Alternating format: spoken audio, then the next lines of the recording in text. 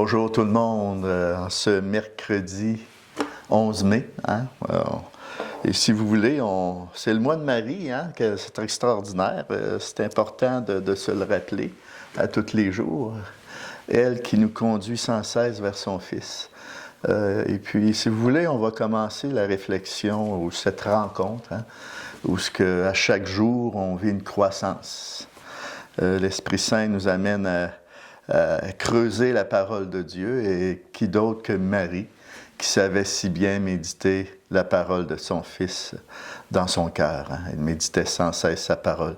Si vous voulez, on va s'intérioriser tout de suite et demander à la Vierge qu'elle puisse disposer nos cœurs tout simplement, à laisser jaillir l'Esprit Saint et à faire de nos cœurs ce réceptacle de la parole pour qu'on devienne nous-mêmes l'image et la ressemblance de son Fils. Au nom du Père et du Fils et du Saint-Esprit. Amen. Merci Vierge Marie de disposer nos cœurs à accueillir la parole. Je vous salue Marie, comblée de grâce. Le Seigneur est avec vous. Vous êtes bénie entre toutes les femmes, et Jésus, le fruit de vos entrailles, est béni.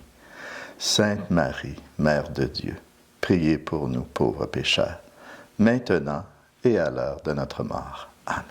Nous allons maintenant méditer cette parole qui nous est adressée aujourd'hui, que l'Église nous propose. C'est dans l'Évangile de Saint Jean, et c'est au chapitre 12, 44 à 50. Accueillons cette parole de Dieu. Jésus, le roi des rois, c'est Jésus, le bon pasteur. Alléluia, Alléluia, Alléluia, Alléluia, Amen. En ce temps-là, Jésus s'écria, « Celui qui croit en moi, ce n'est pas en moi qu'il croit, mais en celui qui m'a envoyé. Et celui qui me voit, voit celui qui m'a envoyé. Moi qui suis la lumière, je suis venu dans le monde pour que celui qui croit en moi ne demeure pas dans les ténèbres. Si quelqu'un entend mes paroles et n'y reste pas fidèle, moi je ne le juge pas, car je ne suis pas venu juger le monde, mais le sauver. Celui qui me rejette et n'accueille pas mes paroles aura pour le juger la parole que j'ai prononcée. C'est elle qui le jugera au dernier jour. Car ce n'est pas de ma propre initiative que j'ai parlé. Le Père lui-même qui m'a envoyé m'a donné son commandement sur ce que je dois dire et déclarer. Et je sais que ce commandement est vie éternelle. Donc, ce que je le déclare comme le Père me l'a dit. Acclamons la parole de Dieu. Louange à toi, Seigneur Jésus. C'est Jésus qui a vaincu la mort. C'est Jésus qui est assis à la droite de Dieu notre Père. Alléluia, Alléluia, Alléluia, Alléluia, Amen. Alors voilà, une autre de ces paroles que Jean nous livre ces temps-ci. C'est tellement beau, ces textes de Jean qui nous fait entrer dans le cœur du message. Et Jean situe notre texte aujourd'hui juste avant la dernière scène. Et Jésus y affirme, « Moi qui suis la lumière, je suis venu dans le monde pour que celui qui croit en moi ne demeure pas dans les ténèbres. » Alors on voit Jésus on l'a vu au début du texte, Jésus s'écria, c'est le cri de son cœur. Son cri qui veut qu'on ne demeure pas dans les ténèbres. Alors lui qui est la lumière, il veut nous transmettre cette lumière et qu'elle soit vie en nous. Alors, Jésus prépare ses disciples à la grande épreuve, parce que c'est juste avant la dernière scène. Et on a vu quelques heures après, là, ça a été l'heure. C'était l'heure. C'est l'heure, celle des ténèbres, où se trouvent plongés lui et ses disciples.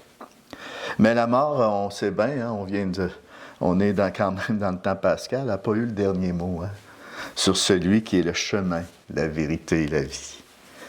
Si bien que celui qui croit en moi, dit Jésus, ne mourra pas, mais il aura la lumière de la vie. Alors, frères et sœurs, on a toujours besoin sans cesse d'être établis dans la confiance par la lumière de la vérité. Cette lumière que Jésus veut nous transmettre. Je suis le chemin, la vérité et la vie. Alors que les vents du monde sont si contraires, puis le quotidien si lourd d'angoisse avec tout ce qui se véhicule autour, avec tous les défis que les jeunes familles sont appelées à surmonter. Alors c'est tout ça qui nous ramasse. Alors, on est invité à nous plonger dans la parole de Dieu pour que les yeux de notre cœur puissent être illuminés, lavés par l'eau de l'Esprit qui vivifie.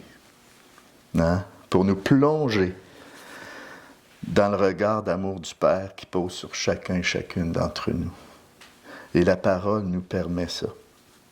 Alors, c'est avec son regard que nous verrons les événements de notre monde, ce regard nouveau qu'on doit avoir. C'est avec ce regard-là que nous verrons nos frères et sœurs aussi d'une façon nouvelle. Plus nous allons nous nourrir de la parole, plus notre regard va changer sur les événements et sur ceux et celles qui nous entourent. Alors, il faut le demander, ce regard-là. Je reviens à ça. Jésus crie. On le voit au début du texte. Jésus s'écria. Son cri résume, en fin de compte, sa mission de salut pour chacune d'entre nous. Je ne suis pas venu pour juger le monde. Je suis venu pour le sauver.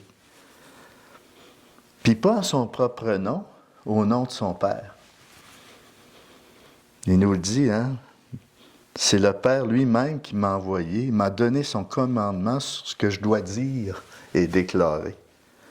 Jésus crie. Me voir, il nous le dit, me voir, c'est voir celui qui m'a envoyé. C'était ça qui était plus important pour lui. C'était pas nécessairement d'être centré sur lui, mais sur son Père. C'était ça qu'il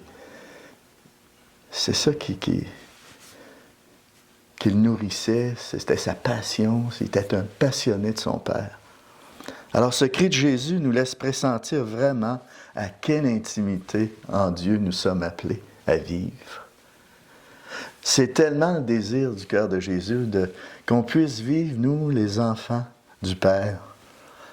Par notre baptême, on a eu la grâce d'entrer en relation avec le Père. Puis Jésus tient tellement à ce qu'on entre dans cette intimité-là. Alors l'importance de cette œuvre du Père et de son envoyé Jésus mérite une réponse personnelle de notre part.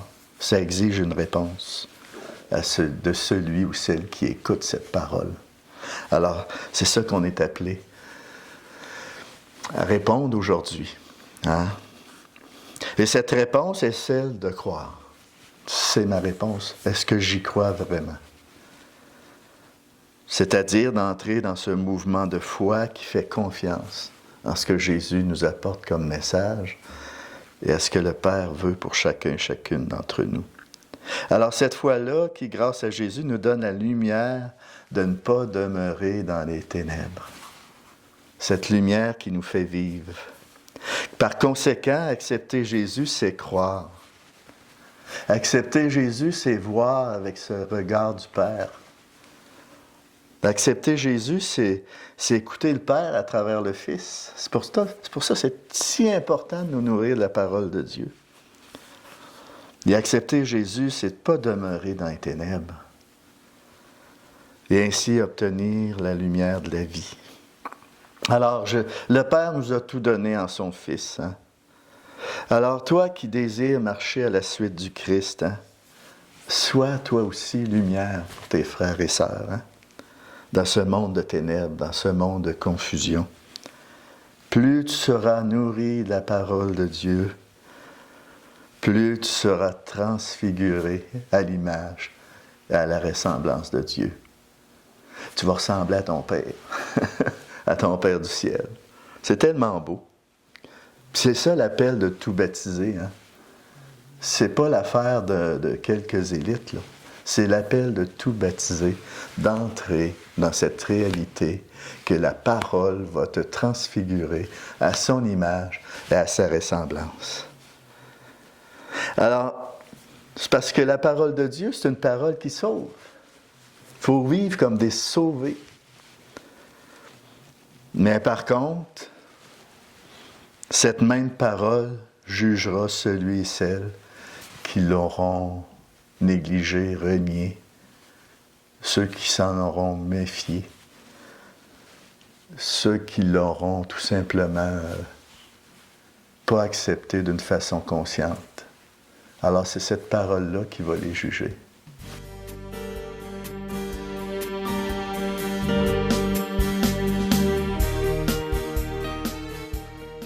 On va demander au Seigneur cette lumière, ce désir d'accueillir la lumière que la parole nous donne. Cette lumière qui nous fait vivre. Cette lumière, c'est le Christ lui-même. Et qu'on puisse en rayonner à travers ceux et celles que le bon Dieu va mettre sur notre route pour devenir ainsi des témoins de sa présence. Prions ensemble. En ouvrant mes yeux à la lumière du jour, Seigneur, je me souviens que c'est toi, le ressuscité, qui est la lumière du monde, venu pour nous arracher aux ténèbres. Ô Jésus, merci de nous dévoiler ton visage à travers ta parole et de nous faire voir ainsi le Père. En ce jour, fais-moi lever sans cesse les yeux vers toi, afin que mon visage rayonne de ta lumière pour apaiser, pour consoler, pour réjouir tous ceux et celles que je rencontrerai aujourd'hui, tous ceux et celles que tu mettras sur ma route. Amen. Et sur ce, je vous bénis, hein? Et que le Christ, à travers cette bénédiction, demeure dans vos pensées, dans vos cœurs, au nom du Père, du Fils et du Saint-Esprit. Amen. Allez et demeurez dans la paix.